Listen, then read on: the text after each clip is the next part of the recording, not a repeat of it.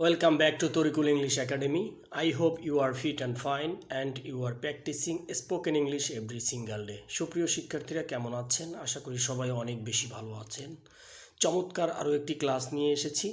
আশা করছি ধৈর্য ধরে সঙ্গে থাকবেন, তাহলে আপনারা এই ব্যবহারটি জানতে পারবেন। প্রচুর ব্যবহার রয়েছে আজকের এই সুন্দর সেশনটি। ইয়েট টু এর ব্যবহার আমরা জানবো। ইয়েট টু, এখনও কিছু করিনি বা করেনি। Yet to, yet to, just এতটুকুর ব্যবহার আপনার জানতে হবে। এর থেকে কিভাবে আপনি সেন্টেন্স মেক করবেন আমরা সেই প্রক্রিয়াগুলোই আপনাকে জানাবো। ইনশাল্লাহ ধৈর্য ধরে সাথে থাকবেন। দেখেন, প্রথম সেন্টেন্সটার স্ট্রাকচারটা আমরা একটু দেখাই। তবে ভবিষ্যতে করার সম্ভাবনা আছে এমন বোঝাতে, ভবিষ্যতের করার সম্ভাবনা আছে এই অর্থ বোঝাতে। স্ট্রাকচারটা হচ্ছে, দেখেন, সাবজেক্টের পরে অ্যাম ইজ আর বসবে। এটা সাবজেক্টের পরে ডিফেন্ড করে এই অ্যাম ইজ আর ভার্বটি আসবে। তারপরে আপনার বসাতে হবে ইয়েট টু, তারপর হচ্ছে ভার্বের প্রেজেন্ট ফর্ম, অর্থাৎ মূল ফর্মটা বসে যাবে, অর্থাৎ ভি অন। আমরা সবাই জানি ব্যবহারগুলো। আপনাকে জাস্ট একটু ধৈর্য ধরে সাথে থাকতে হবে। আশা করছি আপনি কিভাবে প্র্যাকটিস করলে এখানে ইমপ্রুভ করতে পারবেন সেই বিষয়গুলো আপনাকে বলে দেওয়া হবে ইনশাআল্লাহ। দেখেন, সাবজেক্ট এখানে আই আছে। I am yet to do the same. ঠিক আছে, আই একটা সাবজেক্ট। আপনি স্ট্রাকচারটা একটু খেয়াল করবেন। স্ট্রাকচার কি বলছে? সাবজেক্ট। তো সাবজেক্ট যদি আই হয় তাহলে সাবজেক্টের পরে বসবে সাহায্যকারী ভার্ব। সাহায্যকারী ভার্ব কী বসবে? আই এর পরে ইজ হয় না, আই ইজ হয় না, আই অ্যাম। আমরা সবাই জানি, বাট আমি এটা ভেঙে ভেঙে এই জন্য বলছি কারণ আমরা অনেকেই এখনও শুরু করিনি। তাহলে আমাদের যদি স্ট্রাকচার অনুযায়ী যদি সাবজেক্টের পরে ভার্ব অ্যাম আসে, তারপরে দেখেন কি রয়েছে, ইয়েট টু। ভালো করে খেয়াল করে, এদিকে রয়েছে ইয়েট টু। তাহলে আমরা বসালাম ইয়েট টু। তারপর হচ্ছে কি বলছি আমরা? ভার্ব অন বসাবো। ডু দ্য সাম। সাম মানে অঙ্ক। ঠিক আছে, সাম মানে কি? অঙ্ক। Do the same. আমি এখনও অঙ্কটি কষি নাই। আশা করি বুঝতে পেরেছেন। তাহলে কি বলছি? I am yet to do the same. আমি এখনও অঙ্কটি কষি নাই। কষি নাই, এই দেখেন, নাই, করিনি, এই অর্থ বোঝাতে কিন্তু আপনি এটা। এখন আমি আপনাকে বলছি, একটু লক্ষ্য করুন। লক্ষ্য করলেই কিন্তু আপনি এই বিষয়গুলো বুঝতে পারবেন। এগুলো কিন্তু একদম সহজ, বাট আমরা কেন পারি না সেই বিষয়টি কিন্তু আপনাকে বলে দেবো আজকে ইনশাল্লাহ। সাথে থাকুন। তারপর কি? রুল টু, হাউ কাম, কিভাবে, কি করো, কারণে। হাউ কাম, কিভাবে অথবা কি কারণে। এর থেকে আপনি সেন্টেন্স মেক করুন। স্ট্রাকচারটা then, how come plus subject plus verb. How come, ভালো করে লক্ষ্য করুন। How come you are so upset. How come you are so upset, কী কারণে তুমি এত হতাশ, কী কারণে। হাউ কাম, আমরা আগেই বলছি কী কারণে অথবা কীভাবে।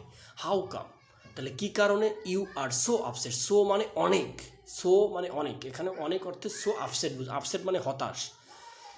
সো মানে অনেক বা এত, এত মানে বেশি বোঝানো হয়েছে। হ্যাঁ, how come you are so upset, কী কারণে তুমি এত হতাশ। প্রশ্নবাদক। How come you made it, কীভাবে তুমি এটা করলে। আমি আবারও বলছি, হাউ কাম অর্থ কীভাবে অথবা কী কারণে। আপনাকে এই প্যাটার্নগুলো কিন্তু বারবার মুখে বলতে হবে এবং বলার মাধ্যমে কিন্তু এগুলো আপনাকে মাথায় ক্যাচ করতে হবে এবং ইনশাল্লাহ আপনি এটা পেরে যাবেন। Time will say everything. আশা করছি বুঝতে পারবেন। তাহলে আমরা কি বলছি? How come you made it, কীভাবে তুমি এটা করলে। করলে, কীভাবে তুমি এটা করলে। মেক মেড ইট, করলে। ওকে, রুল 3। আমরা এগুলো কিন্তু একটা সিস্টেম ওয়েজ আপনাকে বোঝাতে চাচ্ছি, বাট আপনাকে এই যে রুলগুলো আমি লিখে দিয়েছি এখানে, এগুলো আপনাকে প্র্যাকটিস করতে হবে ভাই। প্র্যাকটিস করলে এই বিষয়গুলো একটু ছোট্ট করে ধারণা নেন, হতাশ হওয়ার কিছু নয়। ঠিক আছে, আশা করছি বুঝতে পারেন। রুল 3 তোমার আছে ফিল লাইক। 3 নম্বরে কী রয়েছে? ফিল লাইক হচ্ছে ইচ্ছা পোষণ করা, কোনো কিছু ইচ্ছা পোষণ করা। অ্যাফার্মেটিভ এবং নেগেটিভে আপনাকে দেখাবো, বাট অ্যাফার্মেটিভটা যখন আপনি পারবেন, নেগেটিভটা অটোমেটিকলি আপনি পেরে যাবেন, একদম সহজ। অ্যাফার্মেটিভের স্ট্রাকচারটা একটু খেয়াল করেন। সাবজেক্টের পরে সাবজেক্ট বসাবেন, তারপর ফিল লাইক বসাবেন, এরপর যে কোনো একটা ভার্ব, এবং অবশ্যই ফিল লাইকের পর্বে যে ভার্ব উঠবে ভার্বের শেষে আইএনজি যুক্ত করতে হবে। ঠিক সেম স্ট্রাকচারটা নেগেটিভটা আমি একটু বলে দিচ্ছি।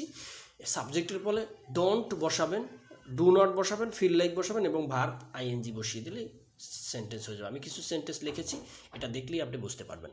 আই ফিল লাইক, এই দেখেন আমি আগেই বলছি সাবজেক্ট হচ্ছে আই, ফিল লাইক বসিয়ে দিলাম, তারপর রাইট, এখানে রিডিং হবে, রাইটিং হবে, সরি রাইটিং, রাইট আইএনজি যুক্ত করতে হবে, রাইট যেহেতু একটা ভার্ব তার সাথে আইএনজি যুক্ত করতে হবে। তাহলে কী বলছে, I feel like writing something, আমি কিছু লিখতে, আমার কিছু লিখতে ইচ্ছা করছে। I feel like writing something, আমার কিছু লিখতে ইচ্ছা করছে। I don't feel like writing something, আমার কিছু লিখতে ইচ্ছা করছে না।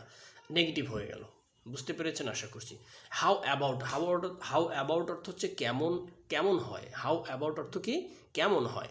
তাহলে এটার ক্ষেত্রে থেকে যদি আমরা সেন্টেন্স মেক করি, তার আগে আমরা স্ট্রাকচারটা দিই। হাউ অ্যাবাউটের পরে ভার্বের শেষে আইএনজি যুক্ত হবে, একদম সহজ। How about learning English, learn অর্থ শেখা, আইএনজি যুক্ত হয়েছে। আমরা বলছি হাউ অ্যাবাউটের পরে ভার্ব লার্ন, লার্নের সাথে আইএনজি যুক্ত হয়েছে। তাহলে হাউ অ্যাবাউট লার্নিং ইংলিশ, ইংরেজি শিখলে কেমন হয়, প্রশ্ন। আচ্ছা, রুল হচ্ছে pass, as well as, as well as হচ্ছে সেই সাথে এটাও ওটাও, অ্যাজ ওয়েল অ্যাজ সেই সাথে এটা ওটাও। Structure subject verb as well as স্ট্রাকশন বসবে। দেখেন আপনি সেন্টেন্স মেক করলেই বুঝতে পারেন। He can speak English, he can, সে ক্যান মানে পারা, স্পিক সে বলতে পারে, English as well as Bengali, সে ইংরেজি বলতে পারে সেই সাথে কী পারে, বাংলাও বলতে পারে। সে ইংরেজি বলতে পারে সেই সাথে বাংলাও বলে। সুপ্রিয় শিক্ষার্থীরা, এই যে আমি এখানে স্ট্রাকচারগুলো লিখে দিয়েছি, আপনার একদম টেনশন করার কোনো কারণ নাই।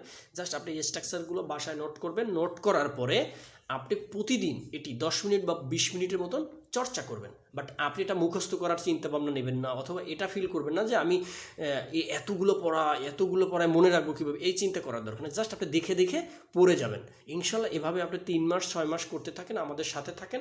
আশা করছি স্পোকেন ইংলিশ কঠিন না ভাই, আমরা আমাদের কনসেন্ট্রেশন ধরে রাখতে পারি না। হ্যাঁ, যদি if you want to learn English, if you want to speak English, you have to more and more practice.